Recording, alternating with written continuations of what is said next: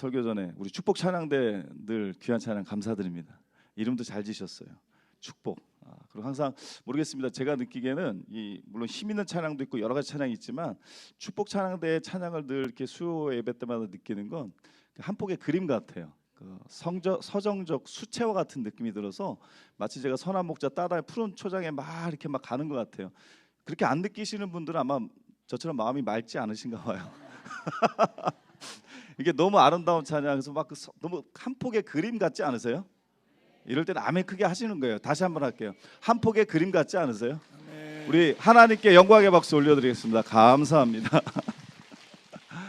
저희끼리니까 이렇게 너무 좋네요.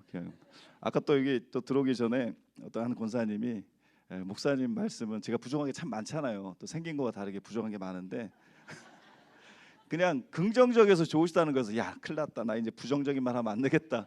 또 이렇게 성령께서 그렇게 위로에 힘주셔서 이번 시간에도 또 제가 전하는 것이 아니라 저는 껍데기에 불과하지만 오늘 성경 속회관과 본문 말씀을 통해서 하나님의 긍정의 메시지를 느끼시길 주님의 이름으로 축복합니다. 아멘. 오늘은 형통에 대한 메시지입니다. 형통. 근데 제가 이 준비한 건 말씀 전하기 앞서서 저는 그렇습니다. 우리 여기 계신 성도님들도 다 아시겠지만 이 형통이라는 의미가 과연 무엇일까? 만사 형통도 있고 성경이 말하는 형통은 무엇인가? 우리가 봤을 때는 아직 불통인데 하나님은 그 불통을 형통으로 만드시고 우리가 봤을 때는 아닌데 그것을 하나님께서 가능케 만드시는 과정 중에 있다라는 거죠. 지금 당장 막 풀려야 형통이 아니고요. 혹시나 지금 아직 풀리지 않았음에도 불구하고 이것을 형통으로 믿음으로 이기시길 축복합니다. 아멘. 성경에 산 증이 있지 않습니까? 우리가 너무나 잘 아는 요셉, 창세기 39장 말씀에 보면 요셉은 본인의 의지가 아니에요. 형들의 미움, 꿈 한번 잘못 해몽했다. 잘못은 아니지만 그거 해몽했다. 미움 받아서 갑자기 난데없이 가족품을 떠나서 저 이국 멀리 언제 죽을지 모르는 그 죽음의 공포 가운데 그 위기를 넘기며 그것도 종의 모습으로 전락을 해버려요. 근데 그 종으로 팔려갔는데 성경에 기록되니까 거기서 주인이 가정 총무로 삼아요. 근데 하나님이 범사에 요셉과 함께 하셨으니 형통하였다고 기록되어 있어요. 지금 이게 형통인가요? 종으로 팔려갔는데 근데 형통이래요. 그리고 거기서 열심히 하다가 요셉이 외모가 잘생겼나 봐요. 근데 외모가 잘생기고 봐야 돼요. 모세도 보면요, 그 기록 수레크 보면 모세의 용모가 뛰어났다라고 제가 그때 알았어요. 사람은 잘생기고 봐야겠다. 그래가지고 이 요셉이 그랬는데 그 집주인 그 부인이 요셉이 용모가 좋아서 유혹하잖아요. 그리고 뿌리쳐서 겉옷을 팽개치고 도망가잖아요. 근데 억울한 누명을 쓰고 감옥에 가잖아요. 또 감옥에 갔는데 거기도 성경에 또 보니까요, 하나님이 그와 함께 하셨으니 그가 형통하였다. 지금 이게 형통인가요? 억울한 누명을 벗겨주시는 못할 망정. 근데 감옥에 갔더니 간수장이 또 그 죄수 감옥에 있는 모든 재반 사항을 요셉에게 맡겼어요.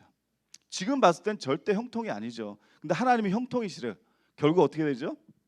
요셉이 훗날 애굽의 총리 대신이 되어서 결국 야곱의 가족이 고센 땅으로 이주해서 거기서 큰 민족을 이루어서 하나님이 모세를 통해서 출애굽시켜서 하나님의 놀라운 역사를 이루셨다라는, 그 중심에 요셉이 있었다라는 거죠. 그런 것처럼 하나님께서 말씀하시는 형통이 우리 수의교회와 우리 성도님들의 삶의 고난과 어려움, 아직은 불통인 것 같지만 그 상황 속에서 믿음으로 나아가면 반드시 우리는 이겨놓고 싸우는 하나님의 백성인 줄로 믿습니다. 아멘. 따라하십니다. 하늘의 하나님이 형통케 하시느니라. 형통케 하십니다.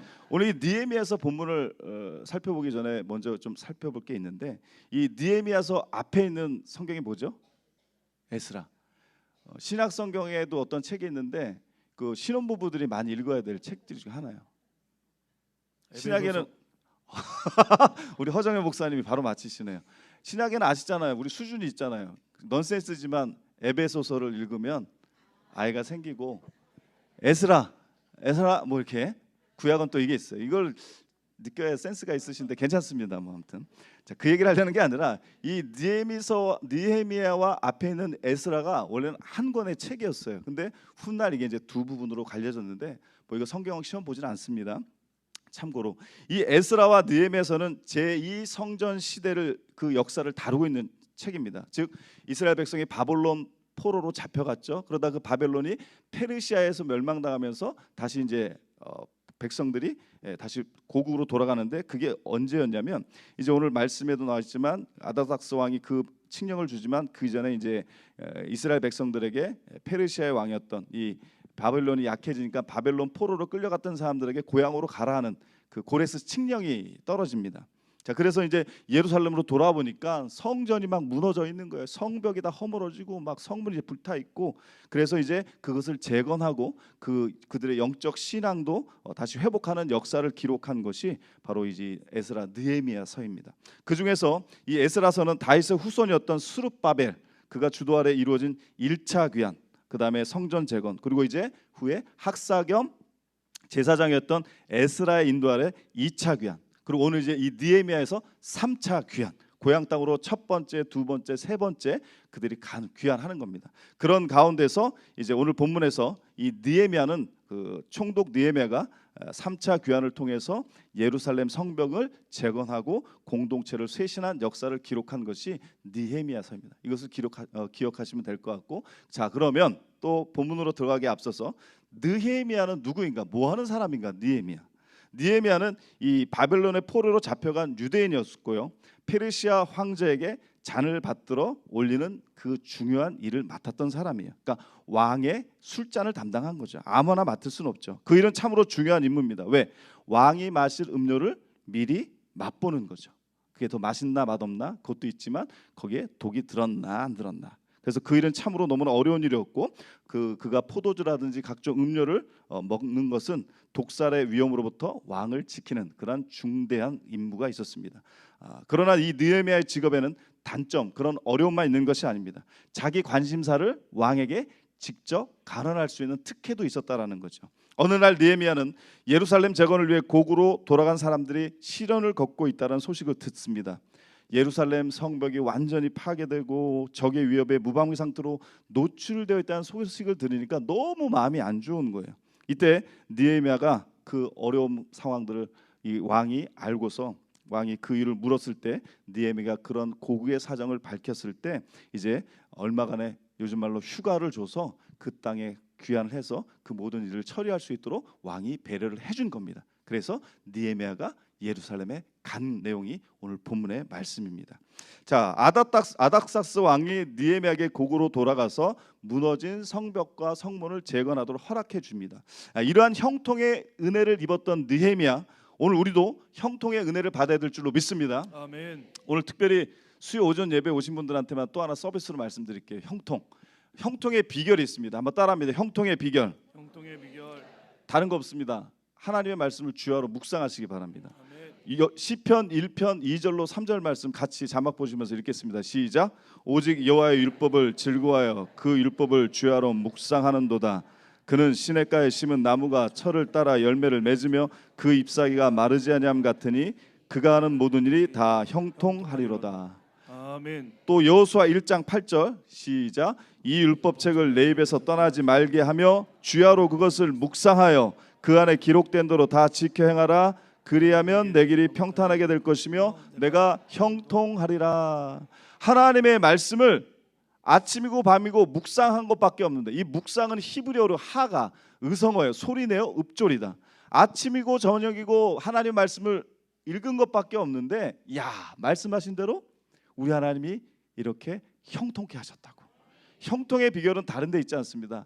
주의 말씀을 주야로 묵상하시길 주님의 이름으로 축복합니다. 아멘. 자, 그러면 오늘 본문에서 말하는 그 형통, 하나님의 그 형통, 세 가지로 속해공과에 있는 것을 짧게 정리하도록 하겠습니다. 느헤미야는 그 형통의 은혜를 입기 위해서 그가 어떠한 삶을 살았는가, 어떠한 믿음으로 나아갔는가. 첫 번째 따라하십니다. 하나님이 주신 마음으로 일했다. 하나님이 주신 마음으로 일했다. 내가 품는 마음이 아니라, 누가 주는 마음이 아니라 하나님 성령께서 주시는, 나에게 주시는 그 마음의 감동, 그 마음을 따라 움직였다라는 거죠. 예루살렘에 도착한 지 이제 이틀이 지났습니다. 느헤미야는 다른 시간도 아니라 야심한 시간, 늦은 밤, 인적이 드문 시간에 조용히 움직입니다. 밤에서 숙소에 빠져나와서 예루살렘 성벽을 둘러봅니다. 환한 낮에 보면 더 잘 보일 텐데 굳이 밤에 성벽 전체가 완전히 다 무너졌고 성안대가 하나도 없었습니다. 여기서 느헤미야가 환한 낮이 아닌 그 야심한 밤에, 인적이 드문 그 밤에 조심스럽게 그 성벽을 살펴본 이유가 있습니다. 이게 아주 중요한 포인트입니다. 당시 예루살렘에는 이미 많은 외국인들이 거주하고 있었고 그들이 고향을 다시 찾아왔던 유대인들을 곱지 않은 시선으로 바라보고 있었다라는 거죠. 또 유대 민족들이 혹시나 다시 힘을 모아서 단결해서 독립을 선포하거나 또 페르시아의 반역을 일으켜 세금 납부하는 것을 반대하지 않을까 촉각을 곤두세웠던 그 시기였다라는 거죠. 그래서 유대인들이 막 모여 있거나 뭐 움직이는 거 되게 예의주시하던 때입니다. 페르시아 정부 관리들도 그렇게 예민한 시선을 무시할 수가 없었던 겁니다. 그래서 화난 낮이 아니라 인적이 드문 야심한 밤에 느헤미야는 움직였다라는 것입니다. 오늘 보면 12절 말씀 같이 읽습니다. 12절 시작. 내 하나님께서 예루살렘을 위해 무엇을 할 것인지 내 마음에 주신 것을 내가 아무에게도 말하지 아니하고 밤에 일어나 몇몇 사람과 함께 나아갈새 내가 탄 짐승 외에는 다른 짐승이 없더라. 아멘. 느헤미야는 무슨 마음으로 움직였다고요? 하나님이 자신에게 주신 그 마음의 감동에 따라 움직였다라는 거죠. 그리고 자신이 성벽 재건을 시작하게 된 것은 전적으로 하나님의 선한 손이 도우셨다라고 고백하고 있습니다. 우리 성도님들도 가끔가다 주님 주시는 마음이 있잖아요. 어떤 분들도 보면 하나님께서 또 이렇게 섬기라고 마음을 주셨어요. 또 하나님께서 지금 제가 새벽을 깨워 기도하라는 마음을 주셨어요. 또 이런저런 일로 인해서 하나님께 하라는 마음을 주셨어요. 그 마음을 주실 때 그 마음대로 주신 마음에 그 감동대로 하느냐 안 하느냐 그 차이가 있다라는 거죠. 사람이 주는 마음이 아니라 우리에게 주신 성령님 주님께서 하나님께 주신 그 마음에 품지 마시고 그 마음을 또 순종함으로 또 나아가실 수 있는 저와 여러분이 되시길 주님의 이름으로 축복합니다. 오늘 보면 18절 말씀 읽습니다. 18절 시작. 또 그들에게 하나님의 선한 손이 나를 도우신 일과 왕이 내게 이른 말씀을 전하였더니 그들의 말이 일어나 건축하자 하고 모두 힘을 내어 이 선한 일을 하려 하매. 아멘.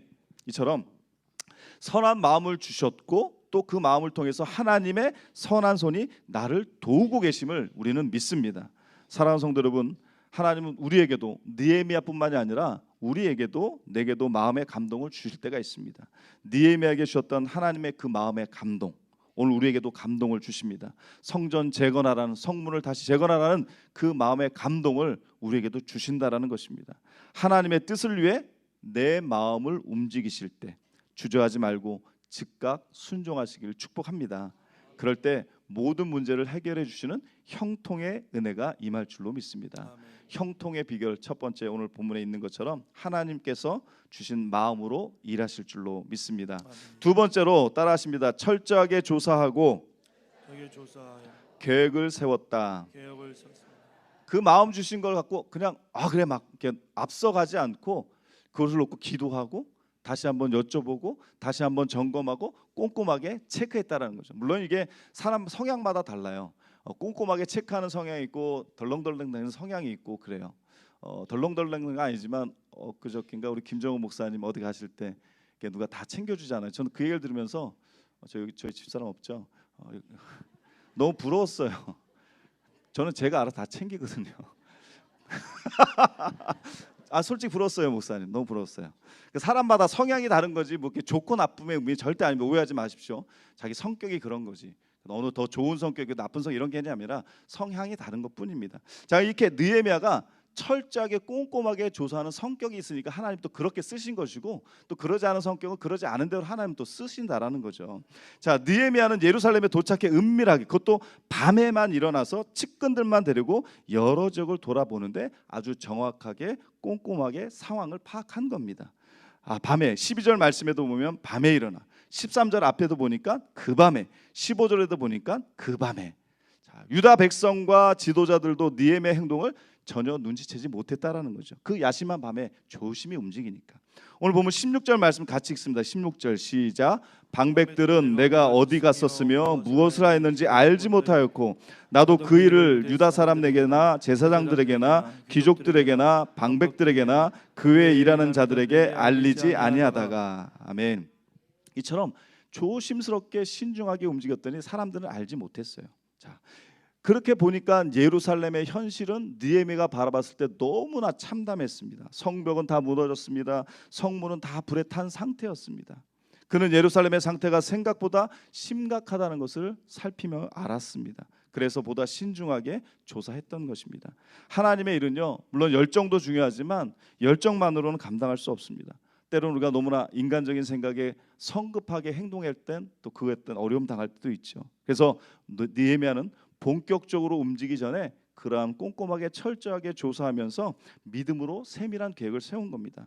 하나님의 주신 마음이지만 그 마음을 가지고 시작한 일이라도 모두가 협력해서 좋아하는 것이 아니기 때문에 또 누구는 반대하고 누구는 또 다르기 때문에 신중하게 어떻게 믿음으로 기도하며 계속 하나님께 여쭤보고 기도하며 나아가야 될 줄로 믿습니다. 이처럼 느헤미야는 기도로 준비했고 하나님이 주신 마음을 따라서 철저하게 계획을 세우며 준비했다라는 것입니다. 형통의 은혜는 하나님이 주신 마음으로 기도하며 준비할 때 임하게 하실 줄로 믿습니다. 아멘. 우리 성도님들도 어떤 마음을 주셨을 때 하나님 이 마음 어떤 거지요? 하나님 주님 주시는 마음이신가요? 또 그 마음이 있을 때 하나님 제가 어떻게 하면 좋을까요? 이렇게 기도하시면서 나아갈 때 느헤미야처럼 형통의 은혜를 입게 될 줄로 믿습니다. 아멘. 끝으로 결론입니다. 셋째 따라하십니다. 백성들의 협력을 얻어 일했다. 사람들이 마음이 어떤 일을 하자 할 때 100%더 만장일치가 되면 좋죠. 근데 그렇지 않더라고요. 그래서 뭐 민주주의는 뭐 다수결의 원칙도 있고 뭐 그렇다고 얘기를 합니다만 그렇습니다만 서로 다르다 보니까 그 다른 것을 맞춰서 하나로 가는 것은 쉽지가 않은데 그 협력을 얻어내는 것이 너무나 중요하다는 말씀입니다. 성벽의 상태, 성벽과 성문의 상태, 예루살렘 성전의 이 모든 폐허가 된 것을 정확하게 살핀 후 느헤미야는 백성들에게 자 이제 우리가 성벽을 건축하자. 근데 이것은 느헤미야의 마음이 아니라 하나님이 주신 마음이었다라고 성경은 말씀하고 있죠. 하나님이 주신 그 마음을 이스라엘 백성들을 향해서 그가 외친 것입니다. 성벽 재건을 위해서 외세의 침략을 받는 일이 다시는 없도록 우리가 연약해서 다시는 외세를 침략당하지 않도록 우리를 최소한에 지킬 수 있는 성벽을 성문을 다시 한번 만들자. 17절 말씀을 천천히 같이 한번 읽습니다. 17절 시작. 후에 그들에게 이르기를 우리가 당한 공경은 너희도 보고 있는 바라. 예루살렘이 황폐하고 성문이 불탔으니 자 예루살렘 성을 건축하여 다시 수치를 당하지 말자 하고 아멘. 자 그러면서 이제 모든 것이 황폐되고 불탔는데 예루살렘 성 우리가 다시 한번 건축해서 우리가 다시는 이런 수치를 당하지 말자라고 그들에게 외친 것입니다. 그러면서 성벽 재건을 진행하도록 하나님의 그 선하신 손이 이미 우리를 돕고 계시다는 것을 또 전했다라는 거죠. 오늘 본문 18절 말씀을 천천히 다시 읽습니다. 시작. 또 그들에게 하나님의 선한 손이 나를 도우신 일과 왕이 내게 이른 말씀을 전하였더니 그들의 말이 일어나 건축하자 하고 모두 힘을 내어 이 선한 일을 하려 하매 아멘. 이처럼 성령께서 역사하셔서 그 느헤미야에게 주셨던 그 하나님의 마음, 그 감동을 이스라엘 백성들이 공유할 수 있게끔 성령께서 하나님께서 역사하신 거죠. 이처럼 백성들은 한 마음이 되어서 성전 재건을 시작하고자 했습니다. 그런데 항상 사단의 역사는 있는 것 같아요. 예전에 그랬던 것 같아요. 어려서 부흥회 가면 부흥사 목사님들이 막 은혜 집회 가운데 은혜 받고 막 할렐루야 막 눈물 은혜 받으면 마귀는 사탄은 택시 타고 집에 가서 기다린다고. 집에 가면 또 받으면 잊어버리고 막 그 말이 참 기억이 나네요. 참 명언인 것 같아요. 이처럼 우리를 늘 어떻게든 우리를 미혹해 하는 영은 있다라는 거죠. 어떻게든 하나님과 예수님과 관계를 멀게 하고 어떻게든 하나님이 좋아하는 예수님이 좋아하는 일을 못하게끔 하는 이 사단의 역사는 있다라는 거죠. 여기서도 마찬가지입니다. 그렇게 이스라엘 백성들이 한 마음 돼서 건축하자 한 마음을 이루었는데 때마침 호론 사람 산발락과 암몬 사람 도비아가 이것을 회방합니다. 19절 말씀에 보면 호론 사람 산발락과 종이었던 암몬 사람 도비아와 아라비아 사람 게셈이 이 말을 듣고 우리를 업신여기고 우리를 비웃어 이르되 너희가 아는 일이 무엇이냐 너희가 왕을 배반하고자 하느냐 하기로. 이처럼 그것에 동참하지 않고 오히려 너희가 그 왕을 배반해서 반란을 일으키려고 느헤미야가 네가 그러는 거 아니냐라고 이렇게 방해를 했다라는 것입니다. 느헤미야가 성벽 재건을 하는 그 이유는 아닥사스 왕을 배신하고 자신이 왕이 되는 것이라고 거짓 선동을 꾸렸다는 거죠. 이게 사단의 역사였습니다. 이에 느헤미야는 성벽 재건은 하나님께서 시작하신 일이기 때문에 하늘의 하나님이 도우셔서 반드시 이루실 것이고 반드시 성공적으로 일을 마치게 하실 것이라고 오히려 또 담대하게 믿음으로 선포하게 됩니다. 그게 오늘 본문 20절 말씀입니다. 그렇게 방해하던 자들을 향해서 외친 말씀 20절 믿음으로 선포하겠습니다. 시작. 내가 그들에게 대답하여 이르되 하늘의 하나님이 우리를 형통하게 하시리니 그의 종들인 우리가 일어나 건축하려니와 오직 너에게는 예루살렘에서 아무 기업도 없고 권리도 없고 기억된 바도 없다 하였느니라. 아멘. 그들의 방해 공작, 거짓 선동에 대해서 느헤미야는 그들이 성전 재건하는 아무런 권한이 없음을 얘기한 거예요. 오직 하나님께만 있는 것이고 하나님의 선하신 손이 반드시 이것을 이루실 것이고 방해하는 그들을 향해서 너희들에게 너희들은 그러할 권한이 없다라고 담대하게 사단과 영적 싸움에서 선포했던 것처럼 저와 여러분도 믿음으로 선포하시길 축복합니다. 아멘. 우리 힘으로는 사단과 싸워서 이길 수 없습니다. 내 안에 계신 성령께서 하셔야 되는 것이죠. 질그릇이지만 내 안에 그 보배 예수 그리스도 성령이 임재하셔야 사방이 우겨싸임을 당해도 쌓이지 않는 거고 답답한 일을 당해도 낙심하지 않고 박해를 받아도 버림받지 않고 거꾸로 뜸을 당해도 망하지 않는 것은 질그릇 같은 우리 힘으로는 절대 될 수 없습니다. 하지만 내 안에 계신 성령님 주님을 바라보시고 하나님의 은혜를 갈망하시면 그 믿음을 통해서 하나님은 역사하신다. 아멘. 그러니까 늘 말씀드리잖아요. 저도 지갑을 몇 번 잃어버려봤지만 속쓰려요. 하지만 믿음만큼은 잃어버리지 마시기 바랍니다. 믿음은 어떻게든 붙잡고 계십시오. 누가 나를 때려 죽여도 내 목에 칼이 들어와도 절대 타협할 수 없고 양보할 수 없는 것, 세상과 타협할 수 없는 하나님의 복음에 예수 그리스도의 십자가의 복음이 있지 않습니까? 이것 절대 양보하지 마시고 그 믿음만큼 끝까지 붙잡으시면 성령께서 그 믿음을 통해 저와 여러분을 어떻게 형통케 하실 줄로 믿습니다. 아멘. 사랑하는 성도 여러분, 그렇습니다. 하나님의 뜻을 세우고자 할 때 때때로 방해 세력을 만날 때가 있습니다. 우리가 하는 일이 옳기 때문에 사단이 여러 상황과 또 사람들을 통해 방해할 때가 있다라는 거죠. 그럴 때 두려워 마시고 느헤미야처럼 단호하게 믿음으로 맞서기를 축복합니다. 아멘. 무엇으로? 믿음으로 우리에게 맡겨진 내 마음에 주신 그 감동, 그 하나님이 주신 그 마음, 그 감동 믿음으로 순종하셔서 하나님께서 형통케 하시는 그 은혜를 입으시길 주님의 이름으로 간절히 축복합니다. 아멘. 결국 성벽 재건의 방해가 있었지만 약 2개월 정도 52일 만에 완공하게 됩니다. 바로 느헤미야 6장 15절 말씀에 기록되어 있습니다. 반드시 하나님은 이루십니다. 그 방해가 있었지만 결국 하나님은 그렇게 그 일을 이루셨던 것처럼 저와 여러분의 삶 가운데 하나님이 내게 주신 그 마음, 그 감동을 잘 이루셔서 때로는 사단이, 때로는 우리를 미혹해 하는 영이 우리를 방해할지 모르지만 믿음으로 느헤미야처럼 맞서실 때 하나님께서 동일하게 형통케 하실 줄로 믿습니다. 아멘. 오늘의 말씀을 마치겠습니다. 느헤미야는 예루살렘의 너무나 안타까운 소식을 듣자마자 너무 아픈 마음으로 기도했고 또 성벽 재건의 사명을 깨닫고 하나님이 주시는 그 마음, 그 감동에 순종했습니다. 그렇습니다. 느헤미야는요 말보다 기도가 앞서는 사람이었습니다. 그리고 행동하는 것보다 준비하는 것이 먼저인 사람이었습니다. 사랑하는 성도 여러분, 하나님께서 주시는 이 형통은 하나님의 뜻을 깨닫고 순종하는 자에게 주십니다. 하나님께서 주시는 그 마음, 내 마음에 주시는 그 감동, 그 감동을 통해 도우시는 하나님의 그 선한 손길을 경험하셔서 형통의 복을 누리셔서 복음을 영화롭게 하는 저와 여러분이 되시길 주님의 이름으로 간절히 축복합니다. 아멘. 아멘.